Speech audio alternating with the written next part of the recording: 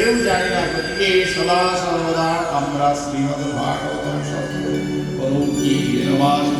ভাগবত শাস্ত্র আমাদেরকে যে কিরণ প্রদান করেছে, যার প্রতি ভক্তি আশ্রয় করে আমরা এই সংসার জগতে চলার জন্য বলেছেন, তার চরণে আশ্রয় গ্রহণ করে চলাটাই আমাদের একান্ত কর্তব্য। যে ভাগবত কাকে বলেছেন? কৃষ্ণ চরণে সদা আশ্রয় গ্রহণ করে থাকার জন্যই বলেছেন। আর কৃষ্ণ চরণকে যদি আশ্রয় গ্রহণ করে আমরা থাকতে পারি, তাহলে আমাদের আর কোনো চিন্তা নেই। তাই বলছেন কালব্যাল মুক্রাস প্রাস নির্ণাস হেতবে সুবম্বা গৌতম শাস্ত্র মুক্তি বলুকি নির্বাসনম। এই কলির মহাভয় থেকে, মহাকালীর কালরূপী মহাসত্ত্বের ভয় থেকে রক্ষা পাবার জন্য শ্রীমদ্ ভাগবত শাস্ত্রকে প্রবচন করেছে।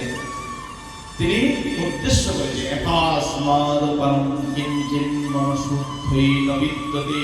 কিঞ্চিৎ মনশুদ্ধি, এর মধ্যে যদি কিঞ্চিৎ মনের শুদ্ধতা আশ্রয় হয়, মনোশুদ্ধতা, মনের শুদ্ধতা, একস্মাদপরম কিঞ্চিৎ মনশুদ্ধৈন বিদ্যতে জন্মান্তরে ভবেৎ পুণ্যম তথা ভাগবতম লভেৎ। জন্ম জন্মান্তরের কিঞ্চিৎ পুণ্য যদি একসাথে অর্জিত হয়ে থাকে, তাহলে কি হয়?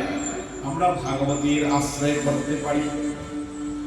অনেক অনেক জন্মের পুণ্য আছে বলে আপনারা ভাগবতে বসেছেন, ভাগবতের কথা শ্রবণ করছেন, ভাগবতকে পাঠ করাতে পারছে, ভাগবতকে আশ্রয় করতে পেরেছে একমাত্র অনেক অনেক জন্মের পুণ্যের ফলে।